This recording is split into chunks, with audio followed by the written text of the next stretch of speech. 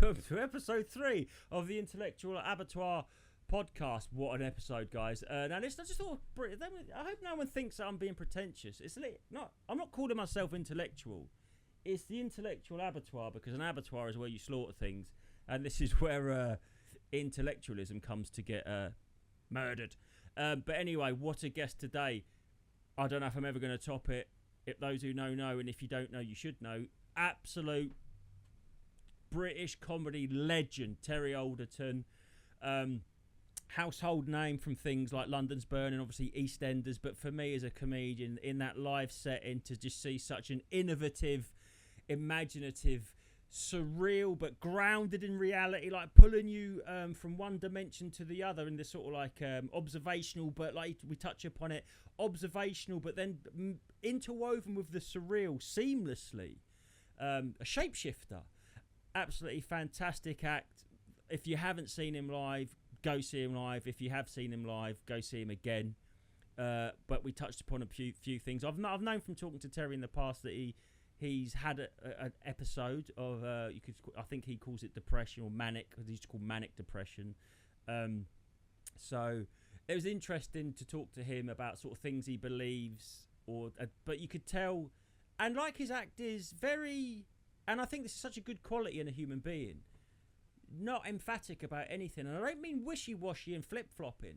But on one hand, we'll go, yeah, I think this. But then basically seeing an issue from both sides. You know, not subscribing to a belief system or a wing, left or right. But able to look at something, mentally rotate it and look at it from both sides and go, yeah, I think this could be a thing. But then again, I also think it could be this. Now, I personally think that's a superpower and a strength. And we should all do a bit more of that. If you just accept and subscribe to beliefs and notions that are handed to you, then I don't know if you're really living the full life of a human being. Anyway, it's a great conversation. He is genuinely one of the best comedians, like, of all time. Bridged more mainstream and alternative. I urge you to go see him, follow him. Just go and watch Terry Alderton. That's basically what, if you learn one thing from this whole series of podcasts, you should definitely go and watch Terry Alderton. Seek him out. So let's get into it. Here he is on the Skype machine. It is comedy royalty, the one, the only Terry Alderton. Hello, how are you, Justin Banks? I'm good, Terry. What you got there, a mojito? Such a lush. No, I've got a smoothie just been delivered to me. As I said that, I looked and went, no, that is some sort of kale thick shake or something, isn't it? It's really thick, and I'll tell you something as well. It looks like something from Ghostbusters, doesn't it? It does, ectoplasm. That does look like it. That looks like if you took that down the sperm bank, they'd turn you away, wouldn't they? Well, you never know. You never know. So, oh, hang on, let me turn that off. I have I've spoke to you briefly before. The concept of this show is I talk to people that have sort of like had an awakening or an episode where something sort of changed in their life. I think a big one was the pandemic. I don't know if you feel like, have you always been a bit, would you call yourself a little bit conspiratorial in thinking or not? I think I like the other side of the argument. Oh, that's it. That's the thing, you know, talking of COVID and more, you know, of course, the jabs and what have you. You know, there was no other side to the argument. It was either that or you're a pariah. And that really, really did piss me off. And that got me thinking, well, why is it only one way? The problem being, of course, so many people were going, well, I had to have it because I had a very serious ill relation. And if I didn't have it, they wouldn't let me see the relation. And I was going, yeah, but it doesn't stop you transmitting it. I mean, that's the holy grail of vaccines. And I don't think they've even done that. Not even measles does that. Well, we'll get into vaccines in general, possibly in a bit, but you've heard of the Dunning-Kruger effect, and that is where they say that if you only know a little bit about a subject, you don't know enough to know you don't know about it. But I found with the COVID vaccine, the opposite was the case. It's like a basic childlike bit of logic applied to it. If it doesn't stop me transmitting it, if I have it, and if you have it, it doesn't stop you getting it. Why are you so angry that I haven't got it? You have it. You have it. It's like, it's what I called it the safety belt philosophy. Mine was, you know, if I don't put my belt on, I'll go through the windscreen and smash my own face open. I'm not going to hurt you. Yeah, that's true. Unless, of course, I've crashed my car into you. Yeah, it goes crash. Yeah, you come. But they say in aeroplanes the reason they make you put your seatbelt on is so they can identify your body. I've heard that, and also it's the brace position will break your neck. I've heard that one as well. Is it real? So with brace. Yeah, that you actually snap your neck on the seat in the front. I don't. And protect your teeth. I've heard, because dental records is the other way they can. Well, I'm from Norfolk, mate. Protect we don't your have teeth. That. Yeah. No, sir. So I ain't gonna comment on the Norfolk theory. Yeah, but the thing is that, like I said, the COVID, I think it was a sort of a sea change and a big schism opened up in society where you had people that were not only not questioning the official line, they were policing it quite. Did you have anyone in your circle that, and you thought, oh my God, if like you're such a quisling, if we were ever sort of like put in a gulag, you'd be the one that sucked up with the guards to get an extra slice of bread. Do you know what I mean? Well, I think a lot of people that I spoke to initially were very much like, like the face coverings as well. They were nowhere near as good as what they should have been. No. So that was a load of nonsense. Anyway, I remember standing in a queue once and I'd forgotten my face covering, and this old lady was looking at me with complete contempt. And then she eventually got served, and she went, "Can I get 80 sovereign, please?" And I thought, well, yeah, you're looking at me, and you're going to go smoke 80 cigarettes, but it's interesting. All the people that were around me, even my parents, who were like, "Whoa, no, exactly what you said. People like you are going to kill us all and all that." And, I would always argue, you don't take a vaccine during a pandemic. It's ridiculous to do. Anyway, blah, blah, blah. But now, my point is, everyone, including my parents, are going, "I ain't touching that again." Well, no, they don't want to borrow it anymore. And like they now turn around and gone, "Oh, you might be right." Well, I wasn't right and I wasn't wrong. I had my own theory on it. And again, medicine, like they said, it happened with thalidomide. The doctors pushed it. We've got this miracle drug that cures morning sickness, and we all know what happened with that. They make mistakes, and I don't know why. Like, I don't trust big pharma. I mean, your doctors, your GPs, the NHS. Whatever you think about the way it's been run into the ground, the people that work there think they're doing the right thing, but the people that are making the money, I do not. When are they the good guys? Like Pfizer, they're not good guys. They just go around buying patents and making billions. Yeah, well, I can't. From what I see on that, what we're talking about, then I would say there's money. Because I was saying there's gold in them hills. That was what I kept saying. For the rest of the drugs and stuff, I can't answer. But definitely with that whole, I mean, there was. Let's not forget there was a point they were saying to children, you can get a free Domino's if you go and have a jab. Did you ever see in America a senator eating a hamburger? Kids. I know, they did it in America with a hamburger. Weird. It's like more people die from obesity in America than anything else. That you're saying, go and get this jab and you can have a free burger and chips. Well, if you're going to get into that, alcohol is the top killer. Well above, about 6 places above COVID and any diseases. But they don't stop the alcohol. Tax, innit? But I mean, who are they? As Simon Mullerin once says when he played the urban warrior. The urban Alan warrior, Parker. wasn't he? The urban warrior. Who are they? Who are they? Who are they? They're the Beatles. Yeah.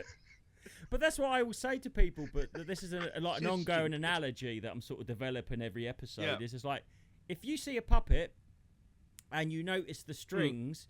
Just because I can't see the bloke pulling the strings, I still know I don't know who he is, but there is someone there pulling the strings. I might not be able to see his face or identify him.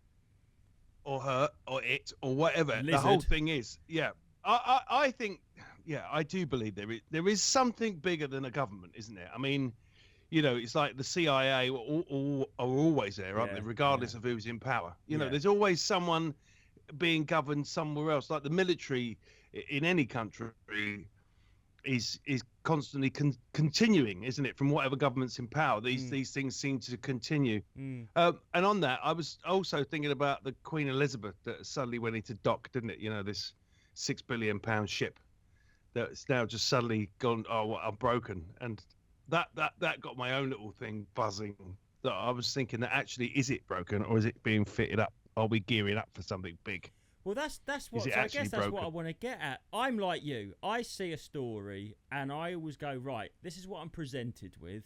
Now, what could be the actual thing, but the truth behind? I have that questioning character. I always have. I think that's why. Probably, I'm not putting myself in the same bracket as you. It's why we gravitate to comedy, is we question things. You know, like an observational comedian, like what the great observational comedians, they observe something that everyone else observes, but comedians go, they look at it just that one angle different and go, that is odd. Why do we do that in the post office? Whereas everyone else just accepts it. But correct. So that questioning. Has that accelerated since a couple of big events? Because I'm thinking the big two events in my lifetime, I think, is 9/11 and COVID. And I do put them on a par, actually. I know they're not the same sort of thing. But they were just these surreal things that a week before they happened, I would have told you it was impossible. Do you know what I mean? They just seemed weird. When they happened, it seemed like a glitch in the Matrix. I think a lot of things, especially with where we're at now, a lot of things are a bit convenient for me. You know, it's all a bit. It's like this big squeeze that started with this COVID. You know, and now, you know, the credit crisis. But it doesn't just happen in one country. You know, like inflation in Britain is terrible. Blame the Tories. But it was all around the world. Everyone had it. If you notice, if someone shifts their VAT or whatever they call it in their country, we seem to all step in line and do it as well. So there is a bigger thing, but it's like you've been involved in silly things like football clubs, you know, just stupid things like that, or being in EastEnders, for example, right? When I was in that, and then you'd see things that would go out in the press, and you'd be like, "That's so not true. Yeah, that is so absolute rubbish. It's a complete load of nonsense. Someone has spun that out. So even as something as crap as that, you know, that's crappy EastEnders, if you like. No, it's not though, Terry, because you're inside the machine. You're in the machine or the other side. So when correct. When you saw something that you knew wasn't true, do you start getting sort of like paranoid about who the mole is, or do you think it's all part of is it a big instrument sort of thing? Well, it's interesting that, you know, everyone plays into something, don't they? You know, like, you know, the BBC, for example, at the time, I don't know about now, but EastEnders is their thing. If EastEnders isn't doing well, that shows that the channel isn't doing well, right? It's their flagship show, believe it or not. Yeah, no, even though you know we can get into all of that, but they have their narrative because they speak on behalf of the people paying the money, which is us, which they don't, because if you look at most of their TV that they put out, it does not represent my parents, and their average audience is 64, and they don't represent my mum and dad and the rest of the country. It represents some narrative of, if you want, wokeness that they want to push out, and that brings you onto something else as well. You know, this whole thing that in the last, I reckon, 15 years, it's been slowly coming in. Now we're all consumed with you cannot, you can't say, you can say, you can't say. I say what I want because I don't work in an office, as you know, but it's a really weird thing that even the general public going, oh, well, I can't say that. And you're like, well, you can say what you want, you know, and it's that more than just the COVID and all that is more weird to me. What's going on with this kind of handcuffs that we're being put in. But I think the COVID was their sort of experiment to see how much they could get us to self-police. It's like how strict a screw could we be to our own inmates? Do you know what I mean? And I think that's interesting what you just said, because like you said about your parents' generation, the BBC, because of those who might be listening not from the UK, it's funded like a tax. It's called a TV license, but it's basically we are forced to subscribe to the BBC like a HBO in America, right? But instead of representing the populace that fund it, they're now started to try and shape the future of where they want us to go. Do you see the difference? There you go. Like, you put it really well. Yeah, and that's you know, I think the likes of TV channels, you know, I mean, TV is the internet for old people, isn't it? I mean, that's. Yeah. It just talks at you, doesn't it? Whereas we're now living in a world where we talk back at it, you know, so we can make you can sit there watching this streaming something and then actually comment while you're sitting there, can't you? I mean, it's simple as that. So I think the pressure is, I mean, how did they decide, or if they, here we go again with the they and if. But there is a they, just because we don't know who they are, there's not a they.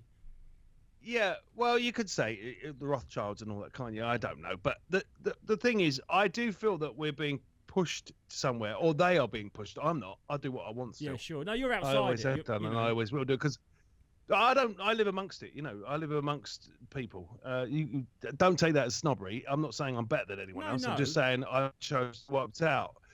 So pretty much unless I'm doing comedy or I'm in a shop shopping, I keep well out of it, because I don't believe any of it. And I like to say nothing, because if you do, then, here we go again. You're in a place of like getting into something with people that you just standing there. Of course, it's their opinion. I don't walk in their shoes, but a lot of the time I listen to the same old, like Farage, isn't it? With his lip service that he provides those people, and they go, "Oh, Farage is my man. He says the right things." Well, he does say the right things, and he does say things that make those people believe that he's right. But he ain't out for you, believe me. Oh, none of them are out for it. And I said, where does it stop? Because they're out for themselves. They are out for themselves. And like you said very well earlier, you said there's always, like, the CIA never change. And I'm of the opinion that if voting mattered, they wouldn't let you do it. Like, the people that are in power aren't going to let people like us vote them out. Of course they're going to hang on to it tooth and claw, aren't they? Well, yeah, but also go back to Brexit as well. Sorry, the dog just jumped up behind. Oh. So I wonder what the hell it's loco. Yeah. Okay. Sorry, mate. I might have ADHD. I just saw a dog and completely interrupted you. A dog. This is such a serious conversation. I never had such a serious conversation, so I'm glad it's been broken by a loco. That's an inflatable doggy. It's his emergency dog. I think that you can go back to Brexit as well, because for me, that should never have been a thing. I personally don't know anything about banking. I don't know anything about farming. I don't know anything about fishing. So I thought, well, how can I be given a vote that I don't really know? I was given a power there that I shouldn't have been given.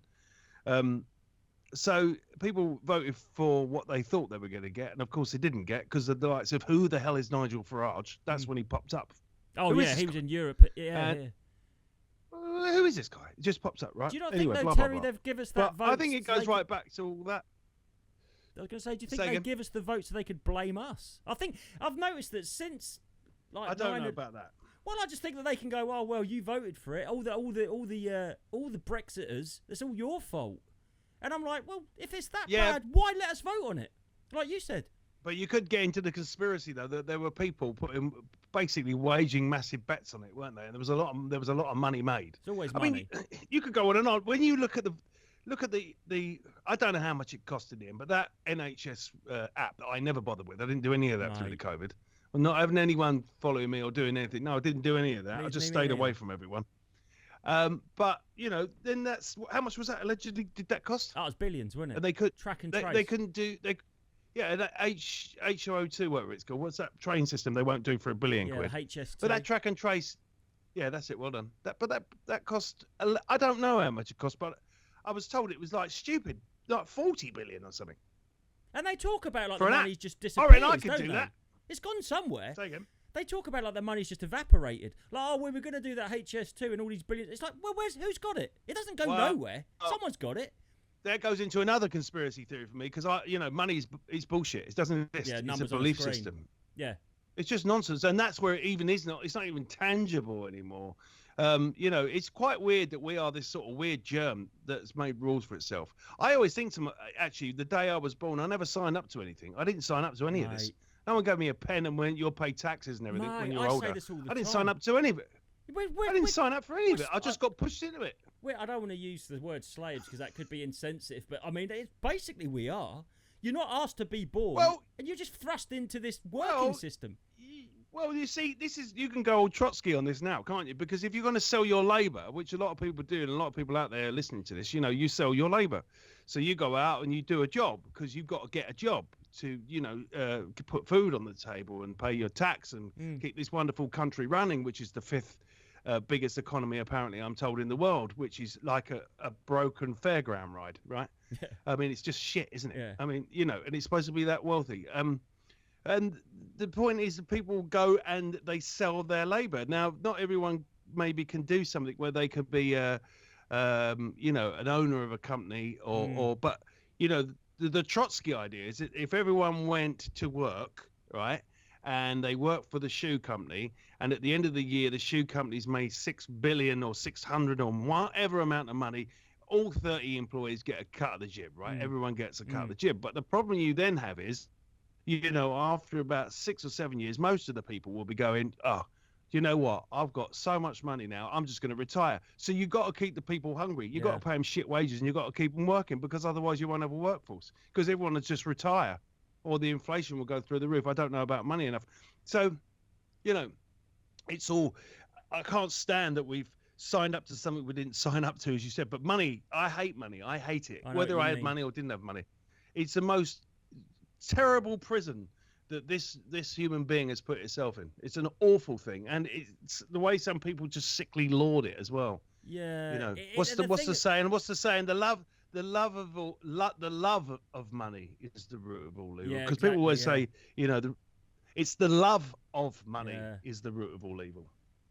That's the correct saying. It is the correct saying, and I guess that is where the next thing to that is selling out. And people like, and especially we work in the artistic areas, and being a sellout is something that not so much now. When I was younger and a bit more punky, before I did this, and I was into music and that, the thought of being a sellout is the worst thing ever, because that is, you've put your love of money above your own sovereignty. I mean, I don't think people really understand what selling out means. It means selling your fucking soul. It means saying, oh, do you know what I mean? I what that money you've got in your hand there, Terry, I will do anything for that, and I will even cease to be myself if you give it to me. Now, that's the root of all evil, because then your morals are gone, isn't it? If it's just about accumulating and collecting money, you've got no compass. Well, look at I imagine the more pornographic side of OnlyFans and stuff like that. It's exactly right. I mean, what point will you get to have money because you want money for this reason, and whatever your reason may be? But yeah, I mean, I suppose we're all prostitutes at some point, aren't we? To a point, yeah. I do lots of voiceovers for radio ads and TV stations and whatever. So I suppose Terry, really I'm bending over every day. You're good at that. And I don't know that you enjoy it, but I would assume you enjoy it. I love doing it. And then you're not selling out, are you? If Farage said to you, I want you to, after what you've just said about him, if he come to you and said, I want you to do the voiceover for my next Reform Party political broadcast, if they still have them, and you went, yeah, but if you said, you know what, I'm not going to, that's the difference, isn't it? And I'm not giving you... I wouldn't do any political thing, but anyone. I wouldn't do... They're all the same, I've turned that down loads of times. They're all the same. I just don't want to be politically seen. I just don't want to be seen to be swaying anyway, because I'm not. I couldn't give them rat's ass about any of it. Well, that brings me on to a good point, or next point here then, because have you noticed that in the last 10 years, I would consider myself, and I'm not saying this to blow myself my own trumpet. I'm a free thinker in that I don't subscribe to the left or the right, but I have noticed that free thinkers that think behind what's behind the scenes, or what could be an ulterior motive, labelled right wing, and I've noticed that right wing has been labelled to silence people now. Like, I've heard people like, correct, they'll go, if you go, oh, is climate change really led by humans? They go, oh, you right wing. You're like, what? How is that right wing? Extreme right wing. Yeah, now. extreme right. Yeah. Wing. All the people that went out and smashed places up, I mean, is ridiculous. I mean, if you're in your own hometown and you're smashing it up, that's like getting up in the morning and shitting in your own bed, isn't it? I mean, why would you do that? Yeah. The only thing that whole thing that went on there, where people were smashing things up, is they went the wrong way about it. And that's what we were shown, especially when you've got kids of like 19, 20 singing "No Surrender to the IRA." That's not even a thing anymore. No. And then you ask them what they do in the weekend, even though they're having a curry that night in an Islamic restaurant, which they call an Indian restaurant, and then they're going for a stag do that weekend in Dublin. It's just nonsense. But the other thing that does my head in as well is like like Islamic phobia and all that kind of thing. Firstly, I'm not frightened of it. So, and if I don't want to believe in it, which I don't, and I don't believe in any of it, it's bullshit. And I can say that, right? I've just said it. So now am I evil to Islam now? Well, that's the thing. I think am I evil to Islam now? Am I, because I don't like an ideal or a religion of some description? I could say about Catholicism or anything. Like in this country, it's all bullshit. The only thing, blasphemy is not really a thing, and they're starting, like, if it isn't a thing, it isn't a thing. Why? It's like that George Orwell, Animal Farm, he said all animals are equal, but some are more equal than others. It's like, you can't blaspheme against. You can completely desecrate the Last Supper at the opening ceremony of the Olympics, but you can't say anything about other religions. But you can't say anything about other religions. Was that? Yeah, I know, but that's what they're doing. I think there's a big demoralisation thing that the globalists. I'm going to say it. The globalists, like you said, it's never happening locally, is it? You used the example of like when VAT goes up, it goes up everywhere. I've noticed that the border thing is happening the exact same in America as it is here. Like the border thing, floods of course, and floods. Close the border. There, Hungary as well, and all that, and how we stop the border and all of this business. But just going back to that Islamophobia, right? If you remember years ago with the Jewish people when they were being attacked, it was anti-Semitism. But this is called a phobia. I know. So it's all about words, and that's where the trickery is. I don't think I've been smart enough to work out the two, but it's like homophobia. Yeah. I'm not frightened of gay people. But they insinuate that if they insinuate that if you don't sort of like go along with something, you're scared of it. They're trying to appeal to that sort of like, I'm not fucking scared of it. I'm gonna. It's like I could say, I could say, here's a bowl of arsenic, and I'll be, what, you arsenicophobic? Oh, look at you, arsenicophobic. It's almost trying to sort of challenge you to accept it. I'm not. Absolutely, I'm not. I'm not frightened of these things. It's just, I might have an opinion about these things. You don't. This is why I always go back to. You don't know what shoes I've walked in. I don't know what shoes they've walked in, or he's walked in, or she's walked in. I don't know. Your opinion on that is probably right in your life because I don't know what you've experienced. So one size fits all, which they always do. Is not good enough for me. I'm afraid. And I'm not going to let that one size fit me. I'm just not going to. So that's sort of like we've covered a little bit there about the other big event that I said in my lifetime was obviously 9/11. Now I've looked back at my worldview and realised that pre-September the 11th, 2001, if someone asked me what the future would be, I would say it will be like this but better. But I've realised, Terry, since that day, I always think the future's going to be like this but worse. It's just given me such a pessimistic view of the future, and I think they've done that on purpose. Yeah, well, that jury's out on that one for me. I mean, I 1 minute it's a bit of a moon landing, I'm no, it can't. No. I mean, the only one thing that ever me and my friend Sam, I remember when it kind of happened, and YouTube first came around, and we were looking back at that event, and then. You need to do it with the mouse, and there's probably someone out there who knows a bit about physics and can explain why. But just as I think it's, that famous one where you see it fly over the fireman's head or the cop's head, and he watches it go over, perfect, and it hits the building. But the thing is, if you look carefully, you need to get the mouse right. Just before it hits, there's an explosion that comes out the window. Yeah. So something comes out the window as it hits. That could be something to do with pressures and stuff. I don't know. Maybe there's a logical reason for it. But if you get your mouse and you just go backwards and forwards on that bit with the mouse, you'll see it come out, in, out. Why? I don't understand why people are so angry about wanting to question it. I mean, you're not saying what did happen, but you're saying that looks suspicious. Like when you go back on YouTube, have you ever looked at the interviews of the first responders? They're going, we ran into the lobby and we could hear all these explosions going up. And then they're just sort of like, they put that out on the mainstream news, and then they didn't ever again. But you can still find it on YouTube. The same was fishy. Yeah, there's document. But I spoke to a few demo experts, and they explained to me why that building was never fixed together properly, and it would have fallen like that. To be fair, and they're not conspiracy theorists. No. I also spoke to a brigadier in length who wrote a white paper on that after the attack for the British government, and he said to me, I can't tell you why. He said, but believe me, there is no conspiracy here. But he said, I can't go into it. Yeah, so, but this brigadier was great. I had a good old night with him, actually. It was good fun. But he was like, he wasn't bullshitting me. No. He just said, someone must know. I can't tell you why. But believe me, there is no conspiracy. So when I said they've done, so forget whether people might think it was it. Maybe some people think it went down exactly as we were told, or there was more to it. Or I think possibly might be a bit in between, that maybe the intelligence services knew it was coming but didn't stop it, because what they've done since with you can't take this on the plane and that on the plane, and since then they've always, and I watched a really good documentary once by Adam Curtis. It's called The Power of Nightmares, and he says in that politicians in the 50s and that used to promise a better tomorrow, and then they'd have to try and deliver it. But now politicians threatened there's going to be there's a bogeyman coming tomorrow and you need me to protect you from it. So since 9/11, you had the banking crisis. Oh, it started with the Millennium Bug was one, wasn't it? Before that, there's always this big scary thing around the corner that you've got to pay through the nose for the politicians to protect you from. Because people stop believing in the wrath of God, and that's what Islam still has, but the Christian side of the fence was going, we're not sure that exists. And they had to find another bogeyman, and you can go right back. You can go right back. Me being the old man I am, you can go right back to the Cold War and the threat of nuclear weapons, which we're back to that again.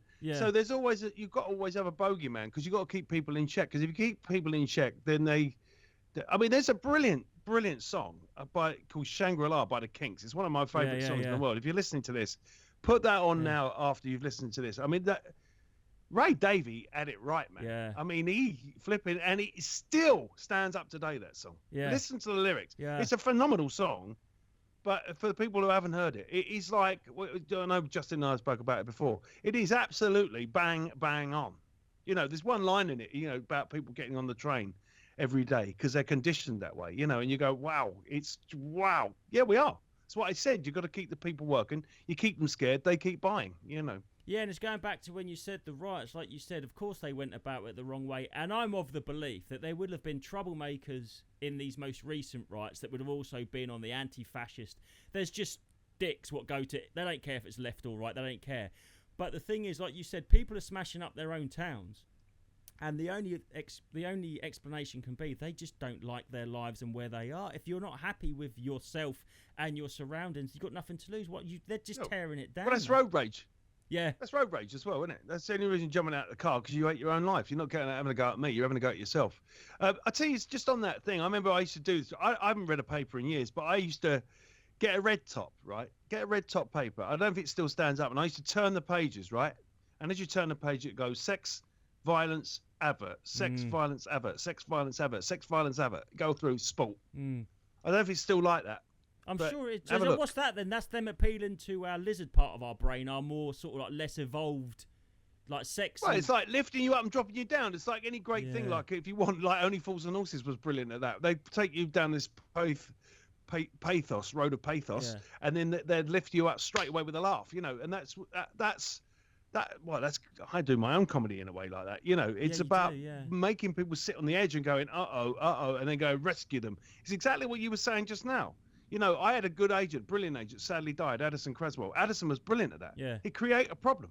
Yeah. He'd go, oh, so-and-so don't like you. And he'd be like, don't worry about it. I'm sorting it. There was no problem. Well, you're going, what are you talking about? He'd create a problem, and then he'd fix the problem. Yeah. There wasn't even a problem in the first place. Like so COVID. I go, Addison's brilliant. There you go. So that's what it is. It's a lift and it's a rescue.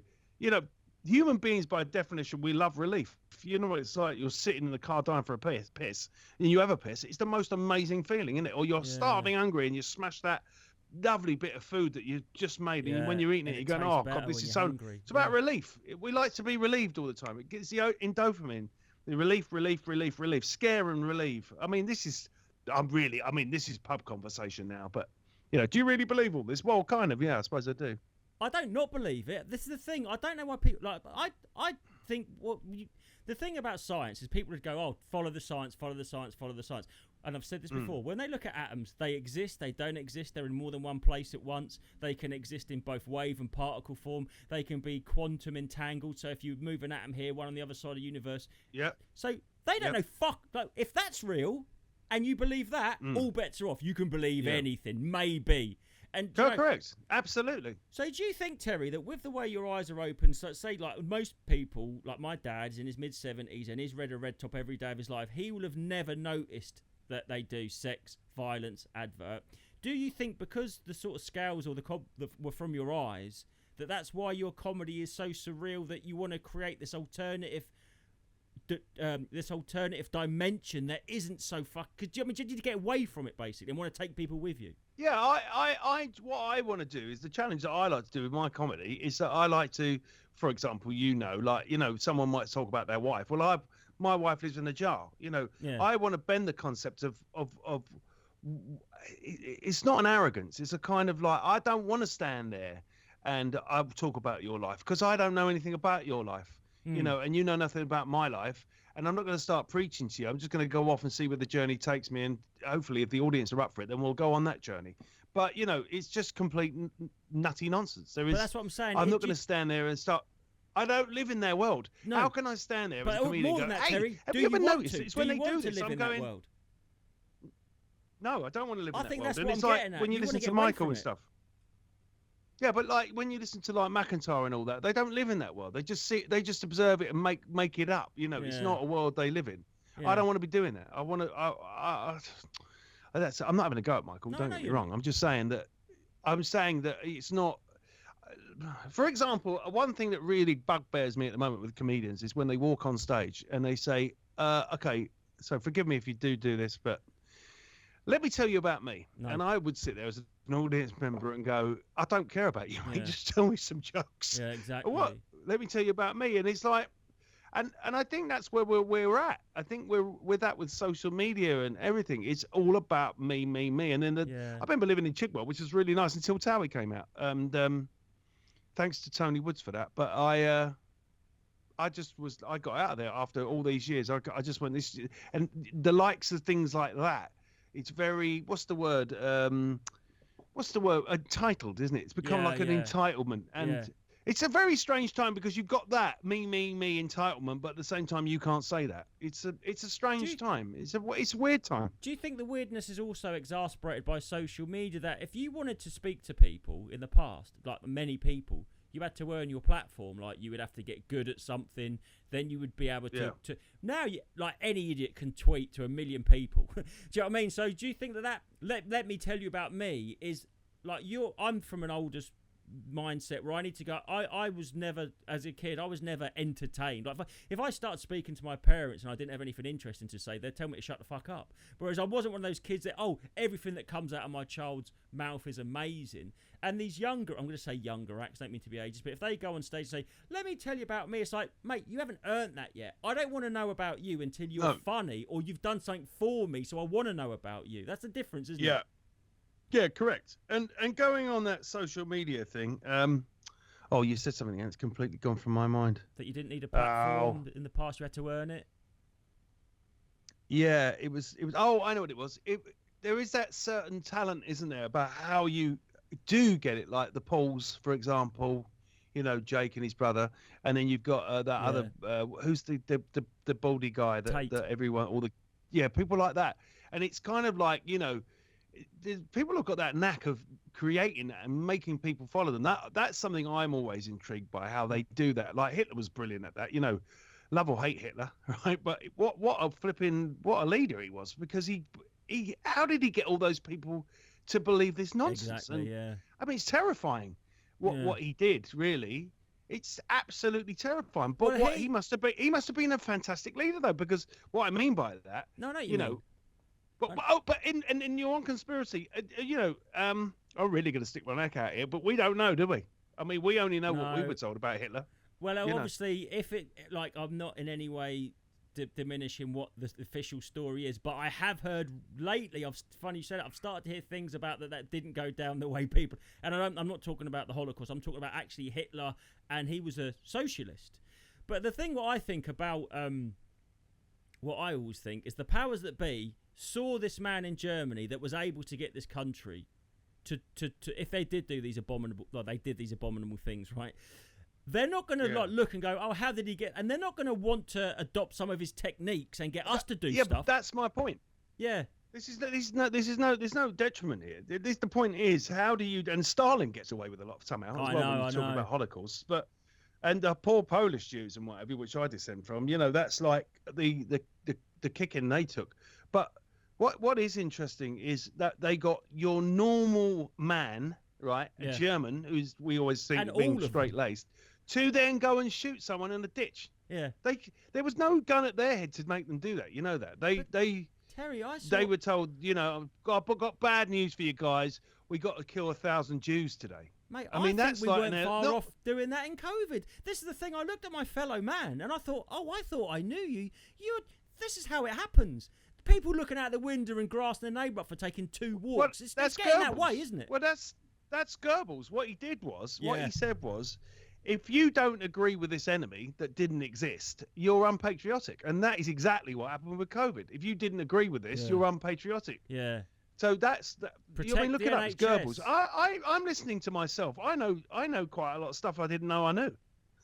No, it's good, but do you know what? I think that's if you're anything like me. I'm thinking, how do I know all this stuff? Do you know what, Terry? If you're anything like me, it's a survival mechanism, mate. Because I think it goes in my brain, and I go, "Oh, I can't deal with that," and I file it away. Because you just go, you'd have a breakdown, wouldn't you, if you thought about this? Well, I've got another theory on conspiracy theorists as well. All people that have been extremely conspiratorial have always had really bad depression. I've noticed that, and that my most conspiratorial time in my lives is when I've been at my most down. And I think there's a you've just said it. There's a survival thing that goes on there.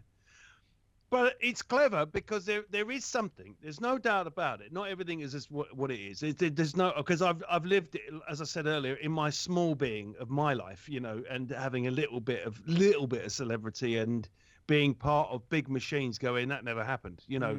Even with the military, I've done a lot of military stuff. I can't tell you about it because I've signed papers and stuff. Yeah. But you know, I've seen things. Let's just put it that way. Yeah. I've seen things that, naughty Russia have got these naughty weapons, and I'm thinking, I've seen things. That's what makes me way. laugh. They're always like, oh, Russia are colluding and getting involved in the American, you know, as if they wouldn't do it back, as if like that it happens to be, Terry, the West, which we are born in and we are part of, and we speak the same language and we subscribe to, we happen to be the good guys, and it's the other people that do all this nasty election. We would never tamper. Nobody sees their evil. Nobody sees their evils. That's what I'm saying. Yeah. That's what I said about Hitler just now. We don't know, do we? We only know what we're spoon-fed. It's like, you know, it's the whole thing with Ireland, and I spent a lot of time in Ireland and stuff, you know, and I to meet Jerry Adams and people like this, you know, and also like Bin Laden, you know, Bin Laden. This might be a guy who was very rich and just sort of thought, look, we don't want your world. We don't want it, and we're fighting back, you know.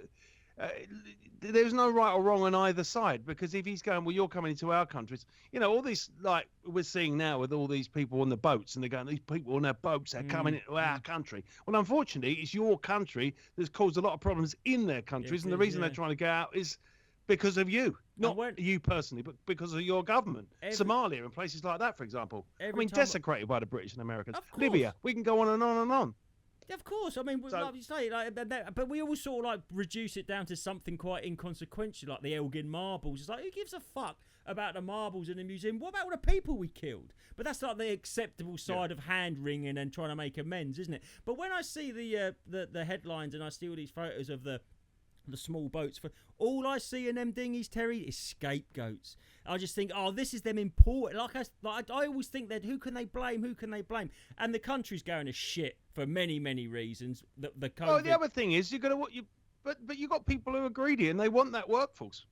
That's the other thing. Workforce. I think that's what's happening in America. You think what they did back in the day when they started in the 90s? It was a big thing about putting call centers in like third world countries. Like, they're moving all our jobs over there. Well, you've got all these jobs you can't do remotely, like delivery drivers. We need to import people that are not in unions, are going to work for less money and in less good living conditions. Do you know what I mean? They're not going to go on strike because there's much better life for them here. And it's like instead of making our lives better, they're just importing people that are used to a lesser quality of life, possibly. Well, there's that as well. But there is also another thing with it all, which I can't get my head around, is, you know, it's a very... It's you pull it one way, pull it another way situation with that whole migrants thing. You know, there's so much I've read on it on both sides, and you know, reasons for and reasons against. I remember one time my sister being in a Asda or something years ago, when this kind of was all first sort of happening, and this is quite a while back, because I don't think people realise this has been going on for actually quite a very long time. All this, and she was you know, working 4 jobs, and she got to the till, and you know, there's a guy in front of her and a woman, and they've got a trolley stacked high, you know, of all their food and stuff. And then because they've got no money, they're like, we can't pay. And someone comes along with a little meal voucher book. And my sister lost the plot. She lost the plot. She was like, I work 4 jobs, and, you know, how does this work? So, but I don't know, maybe that guy's just seen his mother get her head cut off. So, you know. But the I thing mean, is about give them it, a bit of shopping. the Give thing them a is, bit of shopping. It's all done. But there's something bigger than there's something Yeah, but big. it's Though. hidden. There's something happening. Why not tell us that's the case? Why have they got to do it so people see a glimpse of it and it makes you angry because you're being lied to? That's what human beings, all human beings, I don't care what colour, faith, whatever you are, don't like being lied to, right? No one likes being lied to. And when you find out you've been lied to, it's a mug off, isn't it? So, your sister's it is for seen us, that but there are a lot of people out there don't want. Yeah, but there's some people don't want to know, and some people who, I mean, I remember a girl once years ago in one of my local pubs going mad. She's going, it's so cruel that you would do that, and we were going, what? And she's going, that clay pigeons shooting those poor birds, you're like, what? Clay pigeons? What are you talking about? But that's what there are people, a majority of people are like that. I work around, and if the shoe fits, then you're probably not even listening to this podcast. But that's the thing, isn't it? Yeah. There's a lot of thick people. As I say, that there's spoons and there are knives in the cutlery drawer, and there's some people that aren't even in the cutlery drawer because they can't find their cutlery drawer. Well, I guess that's what I'm trying to and do. And that's not being wicked. I'm not being wicked. I'm talking facts. No, there are a lot of stupid people, and they will follow. They will follow, and they will. The flock, aren't they? The sheep, the flock. It's all in the Bible. You can read it. Either there's people. I know I don't sound like Donald Rumsfeld, but there's people that don't know. There's people that don't want to know, and I have been guilty of that. It's a ball ache to think everything around me. These things that you've been spoon. It's nice to be spoon fed. Right, and then sometimes you don't want to go, actually, I want to go out and hunt my own meal. And that's why you feel like you might have to do. So there's people that don't know what's going on. There's people that sort of like kind of know but really don't want to dip their toe in because, I don't want to upset the apple cart. And then you got people you got David Icke, basically, at the other end of the scale. Yeah, correct. But you've also got things that don't make sense. So you'll go into a shop and they go, right, you got to pay for this bag, right? Because we don't want to keep putting it in landfill. And then they bring out a thing called a bag for life. So that actually, you were telling me that never, I can have it for £1. Yeah. I can use it over and over again. But actually, it's still going to go in landfill, and it still is going to be as bad as it was before you gave it to me. And now you go into like Marx's, and they give you a paper bag, and that paper bag is 50p. And you're going, well, right, now sounds like, what the hell are you on about? But my point is, it's like that, it's such a small level.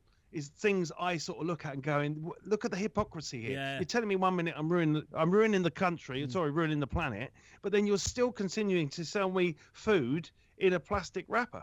It's money, isn't it? They just want to charge you for it. It's an excuse. And then you're telling me but then you're going, oh, the fuel's got to go up because there's lack of fuel, and then then in the same breath I'm being told that they made. Not only to British Gas made 750 million 1 year, and the next year they made 3.2 billion, but they also got paid by using the taxpayers' money to subsidise our electric bills because they were too high. It's like it's this constant.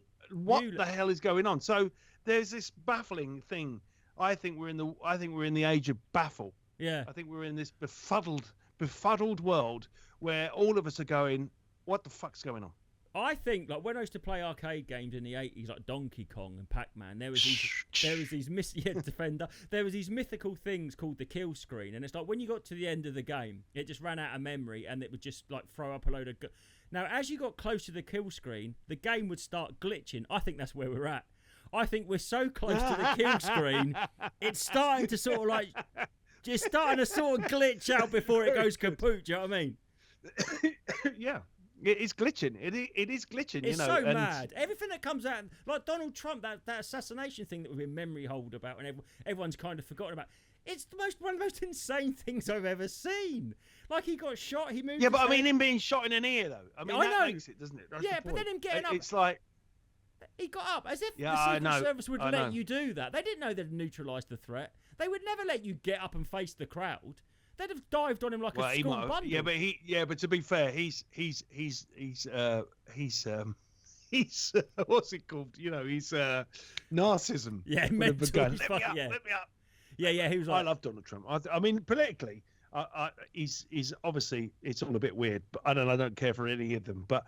I can't get enough of watching him, though. No, I mean, he's just so entertaining. I'm going to say so it now. Entertaining. If he doesn't win this election by a landslide, it's fixed. I think that. I can't see how it's even close. Oh, I would have said that. I would have said that if it been Biden. But I always thought the theory was anyway years ago and forgive me for this, I'm just telling you what I heard. Okay, this is not.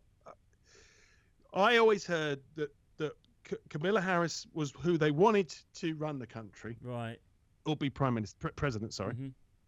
But they knew that a majority of America, and this is just what I've heard. This is not how I feel. Wouldn't want to vote for a lady of color, right? A black woman, as we used to call it, because people used to call them colored people, and then you got told off for calling them. But now we're calling people of color. I know. Anyway, all right. So they're just human, but we're all just human beings. We all shit and piss anyway. So this lady who happens to be of color wouldn't have got voted by the masses. So I was always under the assumption they'd vote for a white old man, and then he would then go, "I'm not very well to do this job anymore," and she would step in. And now it has happened, but I thought that was supposed to have happened early doors, but it actually has happened. It's quite weird how it has come to fruition. Well, but I don't think he's gonna. I don't think he'll walk it now, because you're gonna get the same lot out again, who are going anything but Trump. And I think Biden would have been a problem to them. Now, Harris, the thing I heard about that is the first lady, is her name June? Anyway, Joe Biden's wife loved it, and she wouldn't give it up. I heard it was her keeping him that wanted to stay in there. That's what I heard. Yeah. Oh, really? Yeah. So when you're saying you thought it would have happened sooner, I think she might have been the spanner in the works. I don't think she was following the script, mate. Makes sense. Well, yeah. I mean, I've just turned into him. This is a man. Yeah. This is a man that I would go out to people and go, if you owned a car park, right, a simple car park, and you needed a car park attendant, you put out for a job, and Joe Biden turned up for the job, you're going to be looking at him going, "Oh, sorry, mate, no, job's taken." He can't even take himself for a piss, the man, and Terry, he's leading the free world. Bullshit. I play golf. He said in that debate, that head-to-head, he played off 6. I mean, do you know how insane that is? I know that's not a big deal. What? He didn't say he played off 6. He fucking Joe Biden did, and he said to Donald Trump, 6. He goes to Donald Trump, and Donald Trump made a face and went, "You don't play." Of all the numbers and bullshit they were saying, that's what he pulled him up on. That's just 2 blokes, isn't it? But Donald Trump goes, "There's no way you play off 6." He goes, "Oh no, play off 8." And then Biden goes to him, "I'll challenge you to 18 holes if you carry your own bag. I bet you can't do it." And I'm thinking, what sort of gaslighting is this? You look like a fucking zombie, mate. You can't talk. You probably just shat your pants, and you're digging him out for not being fit. It's insanity. But anyway, Terry, I'm gonna before we go, I normally ask, what was the first? What is one conspiracy that if you had to, that you think's a conspiracy, or what people call a conspiracy, that if you were 100% you believe it's nailed on, if you had to sort of like put your life behind, have you got one that you definitely believe in? Oh God, I wish you'd asked me this, because it's going to be one of those when I come off, I'm going to be driving in the car going, that was the one I should have said. But I'm still a little bit, I'm not 100%, should we say then, about the moon landings. I'm with you on still, that one. I'm not saying we didn't go. Still not. But the footage we saw, I think that might be after the test. But hold on, we have so much technology now to look at someone having a shit on the moon. I know. And you're telling me you can't get a full. Well, I want to see where it left all the prints and where it left all the bits behind. I want to see that, but you still aren't showing me completely. You know the famous live television footage of Neil Armstrong getting onto the moon? Did you know they were filming a screen? No, I did not know. They projected that onto a screen at NASA, and the TV companies had their cameras pointed at a screen of a projection. Oh, because I get what you're saying. Because they said it couldn't be done in the correct frame rate. They were broadcasting live from the moon in 1969. Are you fucking? And on that old-fashioned phone to the president, and he's going, "Well, by gee, we're real proud of you." Yeah, I'm like, exactly. Are you fucking shitting me? So that's one. And is there one that you sort of like you hear, or you'll sort of dip your toe in, but you're a bit not embarrassed to admit, but you're like, "Oh, that's a bit far for me." 9/11, yeah, and also the world we're living at the moment is a little bit too what's the word? It's a bit too convenient. It is. Everything's a bit too convenient for me at the moment. Yeah. It's all with wars and everything. It's all a bit too convenient, and I can't put my finger on it because I don't think I'm bright enough. No. I'm intelligent enough to know that I'm not intelligent enough to be as intelligent as I would like to be. I'm gonna say, Terry, you're a bit like you're like the bloke behind Icarus. You can see how close he's got to the sun, and I think it's a subconscious mechanism for you to sort of go, no, I can't get any closer than this because that's too fucking, it's too dangerous. It's too for yourself, I think. Well, I just think I don't know enough to put my finger on it. And if I spend enough time, I probably would put my finger on it. But I kind of did that before when I was not feeling great years ago. Yeah. And I frightened the life out of myself. And I thought I'm never going back to that place again. Yeah. I read too much stuff. That's it. And I was terrified. And I went, ooh, I don't want to know about it. So quickly, this is a bit of a big question, but quickly, because I just want to touch on something you said earlier. Excuse me. You said most people with conspiratorial leanings have probably had a depressive episode. Do you think which do you think is the chicken and the egg? Do you think that if you've got a depressive mind, you sort of like can start to see these patterns, or do you think you're depressed as a result of maybe seeing a bit of the truth? No, I think the former. All right. Yeah, I think if you're down, you start 2 and 2 becomes 7. No, there is that. Yeah, you get a bit manic. I've been there, and I've done it with my own mind. So I've spoke to very dear friends who I know are struggling. They wouldn't admit they are, but they are struggling, and they come out with stuff, and you're going, right, you're well over the rainbow there. Is that kind of like them speaking in a language that you understand because you've been there yourself? Do you sort of see I the understand signs? what they're saying. Yeah. Correct. I'm just thinking you're talking nonsense, and I've read into what you're talking about. Only if I've read into it, and I know, even though now I'm contradicting everything I've said about I hadn't walked in their shoes, but I know it's coming from a place of depression. Yeah. And Manicness. Manicness. That's it. Self-preservation. Manicness. Yeah. Correct. Well. Yeah. I don't know if anyone's listening to watching this and has never seen Terry live, you've got to, because I'm not just blowing smoke. Genuine comedy royalty. Absolutely thrilled to have you on, mate. It's been a really interesting conversation, and all the best, man, and see you soon. Thanks for having me. Yeah, no. Ta-da! Yeah, nice one, mate. Cheers, Terry.